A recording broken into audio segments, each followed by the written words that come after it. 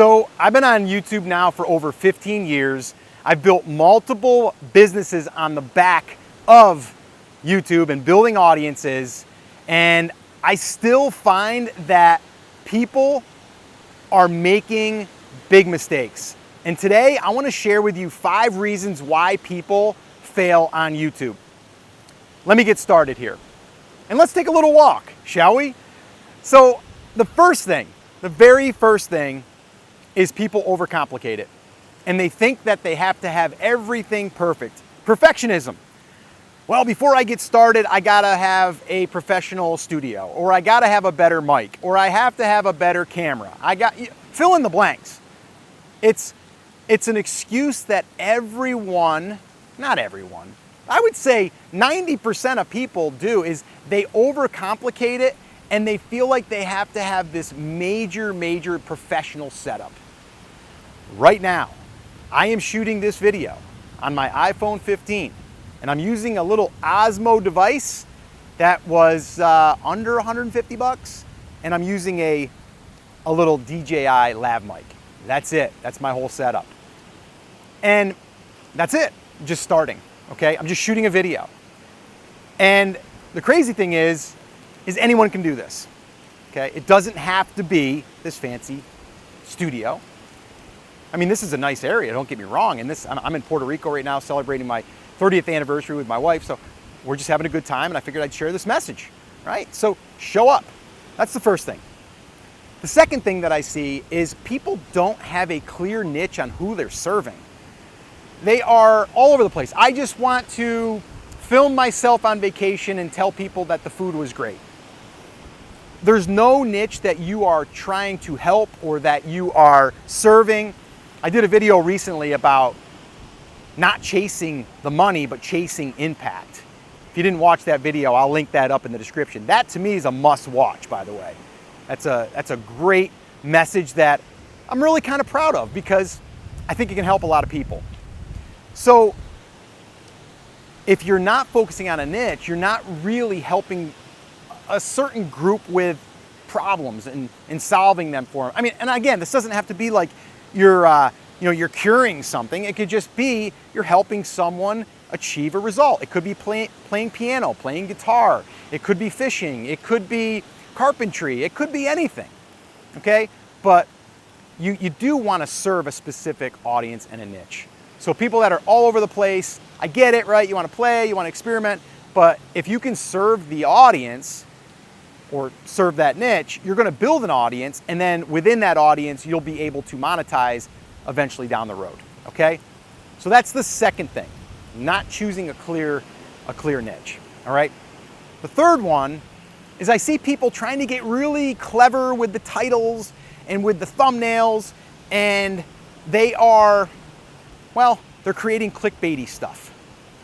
I'm okay with you creating a thumbnail and it being something that someone would find interesting. And they'd be like, oh, what's that? Like it's a little piece of curiosity. Yeah, I think that's good. A title that is bringing someone's attention, right? Also letting YouTube know what it's about. So this video right here had the keyword YouTube in it, okay? Because I want to serve people that are starting or that are struggling on YouTube. But I also put in the title that there are these ways, okay? And I gave a list. We call that a listicle. I gave a list of mistakes that people are making. So people always want to avoid making mistakes. So that's my clever title. Is it clickbaity? Not really. I look at it, if you're gonna call something clickbait, that means that you got someone to click and you didn't deliver on the promise. I'm going to deliver on the promise that I'm gonna share with you these different ways that people are making mistakes and why they are not succeeding. Okay, that's my goal here for this video. That's what the thumbnail showed, and that's what the title showed. And so it's as simple as that. You know, we're just not going to mislead someone. Because if someone clicks on a video and they're like, what the heck is this? This isn't what I clicked on. You'd be upset. I would be upset. Ooh, I just hit the mic. Hopefully that was okay. So yeah, you don't want to do the old bait and switch thing. Okay? The fourth thing is people think they gotta be an expert. You gotta be an expert or no one's going to listen to you. And I'm here to tell you that's not the case either. You can be someone that's just learning and sharing and documenting what you're learning, because you're just going to be a few steps ahead. And that's all that you have to be. A few steps ahead. That's it. So document, okay? Document your experience. Document something that you just tried and it worked, right? If you're a mechanic and you just figured out how to fine tune a 4-barrel Holley carburetor, go ahead and, show people what you just learned. Obviously, if you learned it from a resource, you might want to give that resource some credit, but people want to learn from people, okay? People want to learn from people. So you don't have to be an expert. Now, of course, if you're making expert claims, then yes, if you're telling people how to fix something medically, you probably want to have a medical background, okay? So I'm not saying that. But in most cases, like here I am on this particular channel, I'm sharing about YouTube and live streaming and, getting out of your own way with YouTube and making it simple. Like that's my mission for this channel. So that's what I'm helping people with, okay? And the fifth and final one that I'm going to share with you today, now there's others, but these are the main ones. But the other one that I want to share with you is this right here. And that is cut all the excuses out of the mix, get them out of there, okay? And just start. And I like to say, just take action. Like just take action, okay? And another part of that is, like I said in the beginning, people get paralyzed with the perfectionism. I want you to get rid of that. I want you to just look what I'm doing right here. I'm literally walking and talking, okay, on a beach in Puerto Rico as I'm celebrating my 30th anniversary with my wife, and I'm just taking 15 minutes out of my day to do this. And here's the other thing, is I'm gonna take this video and I'm gonna offload it from my iPhone and I'm gonna put it into my computer while my wife's getting ready for dinner, and I'm gonna upload it to YouTube. And it's gonna take me a whole, probably combined, 45 minutes to an hour. The thumbnail, be super easy. Why? Because my thumbnail is going to be a screenshot from this video. And that's it. It's as simple as that. All right? So getting started and then sticking to it and taking action. I guess the other little bonus thing I would say here is people, they lose focus because they don't see results, and then they give up too early and they're not consistent. You have to stay consistent.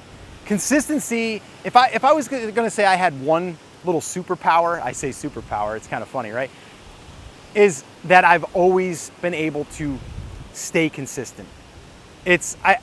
I like to pride myself in I don't break streaks. I was just talking to my wife the other day. We were having a nice walk here on the beach, and I said, the biggest thing for me is that I just find myself committing to something, even if it's small, and then from there, I don't want to break my streak. So I'll give you an example. I started working out again. I'm going to be 52 at the time of recording this, and I've been working out now. It's like my 20th day in a row. And a lot of times it's just like maybe some not even cardio, but like some really light workout stuff. Maybe like 4 exercises that I repeat 4 times, and I call it a day. But I've been doing that now for 20 days. I'm here on vacation. I'm like, I could skip it if I wanted to, but no, I just got something in 15, 20 minutes tops because I want to break that streak. So I would tell you that if you commit to showing up on a regular basis, you're going to have more at bats. All right. We'll use a little baseball analogy. If I get up to bat 3 times a week, I'm going to probably have a better chance than if you only come in once a week or once a month, right? So what we want to do is we want to have more at-bats.